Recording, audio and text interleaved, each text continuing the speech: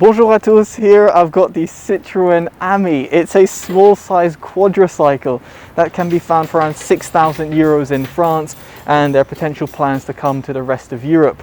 Now the car can also be rented for 20 euros a month, or alternatively per minute basis, which finds it to be quite a unique proposition for French commuters. Now the vehicle itself, we're going to get into more details, but if you're interested in a little bit more about the vehicle, do check it on our website. It'll be down in the description below, and also down there you'll find a link to our Instagram. It's at TotallyEVnet, so if you do use that social media platform, we'd very much appreciate a follow. Now it's certainly got a quirky design. Actually the front and rear panels are pretty much copy and pasted in order to save cost, and it's pretty much made out of a solid material over here. The wheels themselves again look pretty quirky. They're 14-inch rims and you can customize the color and such. Now the design of the car is definitely unique. You do get a lot of looks on when you're driving around roads, because there's not many things that actually look like it. Its quirkiness doesn't stop there.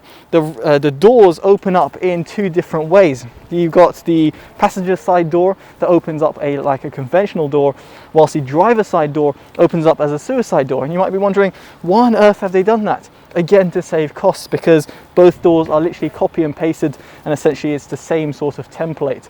So in order to reduce costs and to save in terms of designing hinges, they've made the doors just open up in two different ways, which again adds to its quirkiness in terms of its looks and its design. Now moving inside the cabin, there is, well, a lot of quirkiness that retains. You've got this orange type of look throughout the cabin. You've even got these kind of drawstrings, and you're wondering, what on earth are these? Well, that's actually for you to operate the doors. Yes, that's correct. There's a little lever over here. If you pull it, it'll open up the door, and then this is to kind of slam it shut. The windows over here can be manually opened. They have to be kind of propped open, back kind of like the old school Citroen days. In terms of storage space, it's very limited given the size of the cabin. You have got a small compartment by the front passengers where you can put, so let's say, a small size luggage. There's some dotted around storage by the dashboard, and small amount of compartment storage behind the front seats. Now there's only two seats, as you can imagine, and the seats themselves are pretty stiff, but that said, you're not going to be expected to be going a long mileage on this, because it's got quoted mileage of around 40 to 45 miles of all electric range. So therefore it's really much meant for, well, short commutes. So you can see where the seats have kind of been well, kept to a minimum, let's put it that way, in terms of padding. In terms of technology, well, there's barely any. There's only a USB socket to charge your phone, but I do like the LCD display. It provides all the key information you need in terms of how much mileage you've got remaining, how many miles you've actually done in the car, and also in terms of the speed, and furthermore in terms of what gear you're in. In terms of the gear, there's 3 buttons by the driver side, and that essentially gives you drive, neutral and reverse. And then you've also got a physical handbrake as well. So if you're going to initiate, let's say you're going to be parking it on, let's say, a hill. And now we get onto driving. Now if there's a bit of cabin noise in the background, that's purely because, well, there is some, and as you can see, as I popped over a speed bump, you could definitely feel it in this small sized little car. Now this is an all-electric vehicle, and as such it's 5.5 kilowatt hour battery, which is relatively small, as you can expect from a car of its size. Delivers around 40 to 44 miles of all-electric range, at least that's quoted by Citroen. In terms of top speed, it is limited to 28 miles an hour, should I say. And that is, again, perfectly acceptable for a city-based car, because, well, let's be honest, you're probably not going to go faster than that. It's just something you should be mindful about if you're going to be using this in, let's say, your normal commutes. Then if you're going to go on A roads, then you're going to be limited in this respect. Now in terms of how it is to drive, it's literally like a small-sized all-electric go-kart. That's the best way I can explain it. It's so fun, I must say. I wasn't expecting this when I sat inside this car.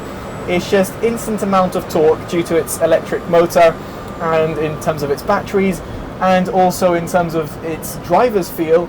And yeah, while it isn't exactly the driver's car, it is still extremely fun to maneuver. So going around here, it's just too much fun.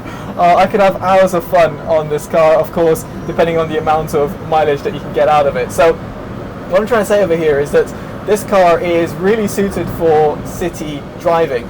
Now, truthfully, the biggest problem that we've got over here with this car is that there is no plans currently for it to come to the UK, at least from what I've been told. In other words, it means that there are some potential people that will need to register their interest in order for this to actually become a reality.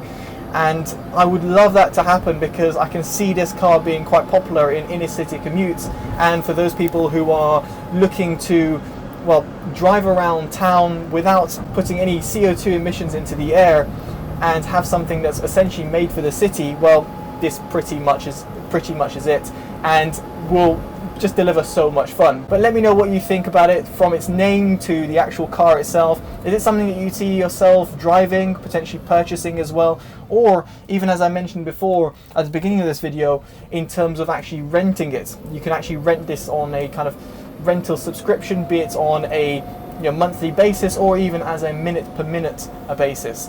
Is it something you can see yourself doing? Let me know in the comments below. I'll be very much intrigued to hear your thoughts. If you like this video, give it a like, subscribe to see more, and of course, favourite and share to always help the channel grow. I've been Chris from TotallyEV. Take care, and bye bye.